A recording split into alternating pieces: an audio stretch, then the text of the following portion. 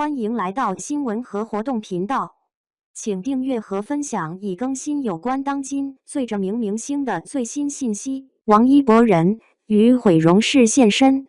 零下38度生吞活鱼，撕掉流量标签的豪赌能否成功？零下38度的大兴安岭冰河里，王一博深吸一口气，赤身扎进刺骨的寒水，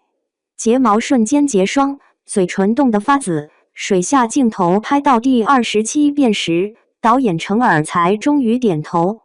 这个极端场景不是极限求生真人秀，而是电影人鱼的真实拍摄花絮。当猫眼娱乐和欢喜传媒在2025年财报中写下有序推进上映时，这5个字背后是一个顶流艺人职业生涯的破壳时刻。3年足够一个流量偶像参加3季综艺巩固人气，足够拍完3部商业片完成对赌协议。但王一博选择了另一条路，在程耳的镜头前，用近乎自虐的方式，完成一场关于演员身份确认的豪赌。人鱼的肉身炼狱转型决心的极端注脚。程耳把剧本摔在王一博面前时，提了3个要求：禁欲半年，体脂率需降到 8%， 生吞活鱼，每天在冰河捕食折罗龟，研发一种让声带撕裂的嚎哭方式。这不像是在选角，更像是一场精心设计的肉身改造。剧组人员回忆，有天脖子哥拍吃鱼戏吐了7次，程导直接把呕吐物拍成特写，说这才是人性本真。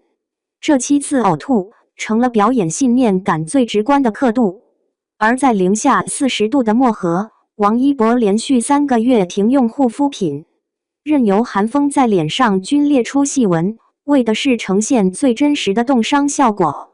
最震撼的是深海哭腔诞生夜，王一博在冰面独坐到凌晨，突然发出介于狼嚎与人气之间的嘶吼，收音师吓得设备跌落，我以为山鬼出来了。这种表演已超出技巧范畴，进入某种人戏不分的体验派境界。从无名到人鱼，王一博的表演跨度肉眼可见。无名中的叶先生，他用的是含蓄内敛的收，靠微表情和眼神传递复杂情绪，那是初次转型的试探。到了人鱼，他必须放开，在鄂伦春萨满的指导下学习喉音呼麦，声音嘶哑到声带结节，可能永久性损伤，跟野生棕熊共处3天，只为拍出毛孔站立的真实恐惧。这种从收到放的转变，不是简单的表演方式切换，而是一个偶像面对演员身份时必须跨过的心理门槛。当程耳要求保留演员冻僵摔倒的失误画面，称瑕疵才是人性时，这场转型的残酷性已不言而喻。流量的十字路口转型困境与多重压力。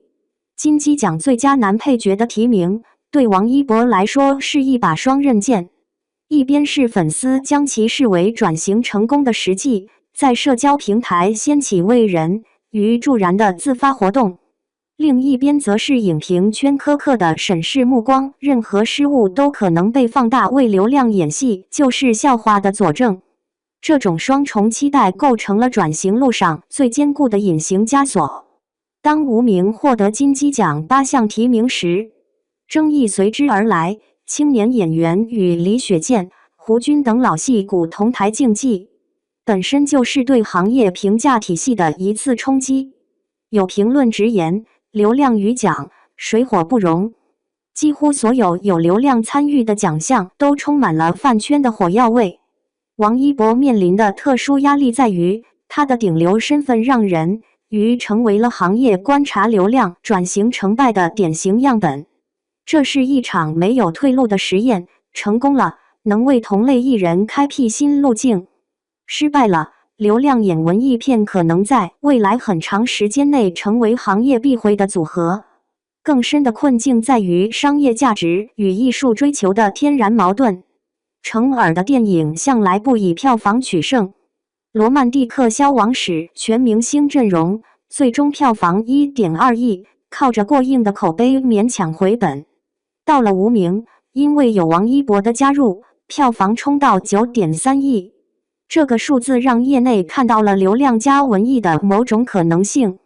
但人鱼的定位更纯粹，成尔自己定义为超级艺术片，这意味着他瞄准的是电影节、影评人和那些对电影语言有要求的核心文艺片观众。而这群人与王一博庞大的粉丝基本盘重叠面有多大，没人敢打包票。于是就有了那5年的等待，有了有序推进背后的犹豫不决，该以什么面貌，在什么时机推向市场。破局之后转型成功可能引发的行业变局。如果人鱼能在艺术和商业上取得平衡，它可能重写流量加文艺的票房公式。想看人数破5万的热度并非虚高，在微博网友年度期待电影评选中，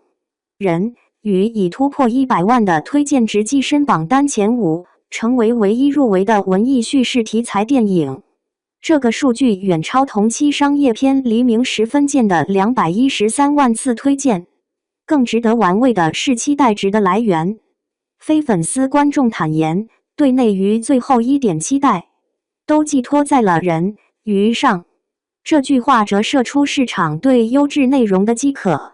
在商业片同质化背景下，人鱼以大兴安岭腹地的孤绝叙事和人性探讨，填补了市场对有文化厚度电影的空白。